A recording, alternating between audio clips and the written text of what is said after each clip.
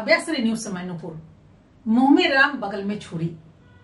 अब आपको लगेगा कि हम कुछ ऐसा बोलने वाले हैं, बिल्कुल नहीं, बिल्कुल स्पष्ट बोलने वाले हैं, कुछ भी ऐसा या वैसा नहीं। ये तो लिखने वाले ने किसी कहावत को लिख दिया, मुंह में राम और बगल में छुरी। और ये हो सकता है कि ये जो उदाहरण है, ये जो शब्द हैं, वो हमारे फीचर से संबंधित हो। तो चलिए हम बात करते हैं मोबाइल की, वो डिवाइस की जो आज हर छोटे छोटे बच्चों के हाथ में आप देख सकते हैं। यानी बड़े के हाथ से मोबाइल छूटता जा रहा है और बच्चे उसे कैच कर रहे हैं। खासकर वो बड़े जो महिलाएं घर में रहती हैं या जब दफ्तर से काम करके उनके पापा, उनके भैया, उनके अंकल या एबीसी जो भी लोग आ जाते हैं, जो बड़े होते हैं जिनके पास वाकई मोबाइल होता है, बच्चे उनसे मोबाइल लेकर पढ़ने के बहाने से ले लेते हैं। क्योंकि आज कोरोना काल में तो एक लॉकडाउन के दौरान एक बहाना था कि चलिए बच्चे की पढ़ाई छूटे नहीं, तो मोबाइल पे ही बहुत कुछ ऐसा अपलोड होता था और स्कूल की सारी पढ़ाई, कॉलेज की सारी पढ़ाई मोबाइल पर ही यानी नेट के द्वारा ही घर में पहुंच जाता था और बच्चे उस पढ़ाई को बाधित ना हो मोबाइल पर पढ़ लिया करते थे। बहुत सारे मोबाइल ऐसे हुए जो उधर से भी आए, बहुत सारे मोबाइल ऐसे हुए जो गार्जियन को खरीदना पड़ा। और वो डिवाइस को आप समझ सकते हैं कि कोई भी जो मोबाइल खरीदे वो 10,000 से ऊपर का ही मोबाइल था। खैर, आज से बहुत पहले की बात अगर हम आपसे कर ले तो अमेरिका से एक शोध सामने में आया जो हमारी आंखों से गुजर गया। आंखों से जब गुजरा उसमें मैंने देखा था कि अमेरिका वाले ने ऐसा शोध किया था कि 500 व्यक्ति पे ऐसा शोध किया गया था और सबको कैंसर पाया गया था।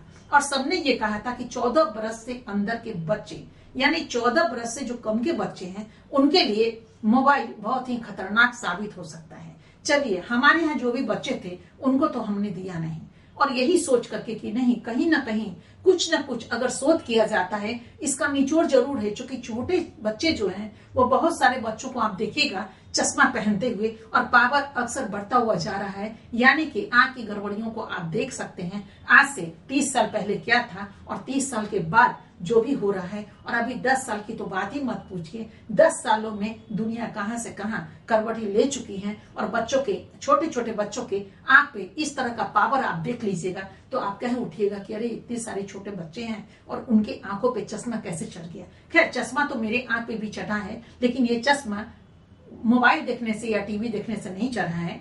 कभी कभी ऐसी होती है खान पान में भी, जो आज खाद का सामान लोग खाते हैं उसमें तो गड़बड़ियां हैं ही, लेकिन आज की छोटे छोटे बच्चे जो 2 साल के 1 साल के बच्चे को भी खेलने के लिए गार्जियन दे देते हैं कि बच्चा रोए नहीं, वो कमेंट को देकर हंसे, खिलखिलाए और छोटी आंख पे जिस तरह का प्रभाव पड़ता है वो आप देख सकते हैं। हम गार्जियन को खासकर ये बातें उनके लिए परोस रहे हैं कि कल वो बच्चा जो है हमारे देश का भविष्य है, मेरी दुनिया का भविष्य है, उसे न जाने किस कुर्सी पे जाना है, कहां तक उसको पहुंचना है। आज की तारीख में तो हमारे जो भी लोग हैं, जो भी भाई बंधु हैं या जो हमारे हमसे बहुत ज्यादा उम्र वाले हैं, ज्ञान वाले हैं, बुद्धि वाले हैं, वो तो चांद पे पहुंच चुके हैं और हमारे लिए चांद पे जाना बहुत आसान कर दिए हैं। लेकिन आज की तारीख में जो बच्चे आगे बढ़ने वाले हैं और जो बच्चे जन्म लेने वाले हैं वो क्या हमारी दुनिया को दे पाएंगे अगर आंख ही नहीं रहेगा और कम उम्र में ही आंखों का ये आलम देखने को मिलेगा तो आगे 10 वर्ष के बाद और 50 वर्ष के बाद ये नजारा क्या होगा।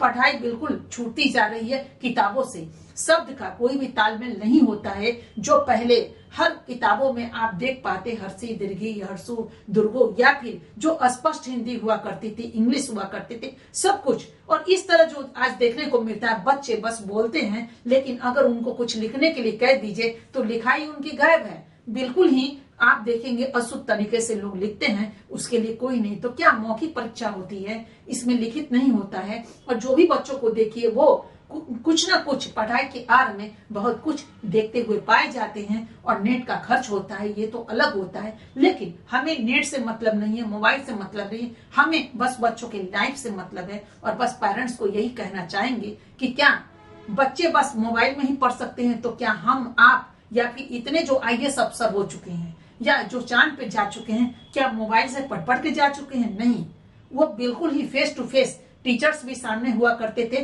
और हम भी सामने हुआ करते थे, आप भी सामने हुआ करते थे और वही पढ़ाई पढ़ करके लोग इतना महारत हासिल किए हैं। तो क्या आज के बच्चे क्या वही डिवाइस पे पढ़ करके पारंगत हो पाएंगे? क्या पढ़ाई उतनी ही रही? इसीलिए आज देखा जा रहा है कि मोबाइल पे या नेट पे जो भी चीजें हम देखते हैं या हमारे बच्चे देखते हैं, उसमें कुछ पढ़ाई की बातें सब नहीं होती हैं। बहुत कुछ ऐसा होता है जो आज बच्चे कहाँ रहे हैं। बच्चे तो बहुत बड़े बन गए हैं, बड़ों को तो अब बच्चा बनना ही नहीं आया, क्योंकि वो तो सोच का विषय है और बच्चे की जो पेरेंट्स हैं या बड़े लोग हैं वो सोचने पर मजबूर हैं कि ये क्या हो रहा है, इसका बचाव क्या है और कैसे इससे छुटकारा पाया जाए। लेकिन वहीं बच्चों को देखिएगा, छोटे छोटे बच्चों के मन में इस तरह की जो प्रक्रिया उतर रही है, इस तरह का जो प्रश्न हो रहा है, उसका जवाब भी देना बड़ा ही मुश्किल हो रहा है। तो आखिर बच्चे की आंखें, बच्चे की जिंदगी या बच्चे की जो मानसिक स्थिति है, उसको आज की तारीख में ही अगर वो परिपक्व हो जाए, यानी कि 7 साल के बच्चे आज 25 साल के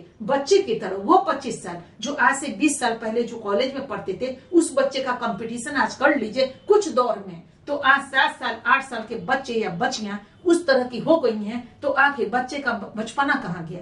आखिर बच्चों के साथ खेलना क्यों नहीं शुरू करते हैं? क्यों नहीं वो उस तरह की बातें होती हैं कि उस तरह की विचारधाराएं होती हैं? विचारधारा वहां क्यों पहुंच रहा है? अरे चांद पे तो सब लोग जाएंगे, एक उम्र पे जाना, क्योंकि बाल पकते जरूर हैं, लेकिन अनुभव में बाल पकना और धूप में बाल पकना, ये दोनों दो बातें होती है। धूप में बाल नहीं पकना चाहिए। बस छोटे से शब्दों में यही कहते हैं ना, समझदार के लिए इशारा काफी होता है। तो बिजनेस करने वाले तो बिजनेस करते हैं, बिजनेस के ख्याल से बहुत तरह की चीजें इसमें डालते हैं कि ताकि वही उनका खाने पीने का उपाय है या फिर बढ़ोतरी का हो, क्योंकि अपनी मीटर यहाँ से वहां तक बढ़ाना चाहते हैं। लेकिन यहाँ जितने भी पेरेंट्स हैं उनसे, और चूंकि दुनिया को कुछ ना कुछ लाभ मिलने वाला है हमारे और आपके ही परिवार के बच्चे से, चूंकि कल वो देश के भविष्य हैं, तो अपने वर्तमान को हम रोक सकते हैं, सींच सकते हैं और उस तरह के खुशबू बिखेर सकते हैं। तो इसके लिए बच्चों को कोशिश कीजिए कि वो मोबाइल का इस्तेमाल कम करें। हाँ,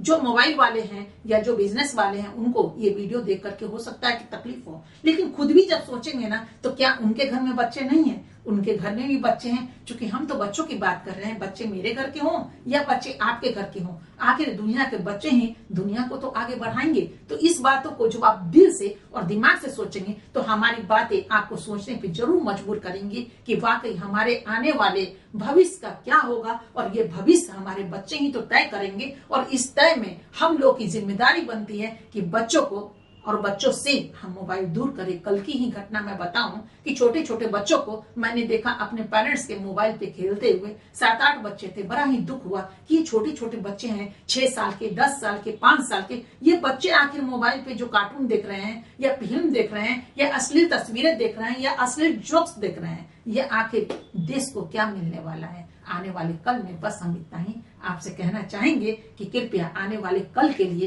कल के दौर कैसा हो उसका सिंचाई तो आज होना चाहिए, ताकि हमारी मिट्टी ऐसी खुशबूदार बने जिसपे सिर्फ फूल ही फूल उगे और दुनिया में वो फूल जो है खुशबू बिखेरती रहे। धन्यवाद।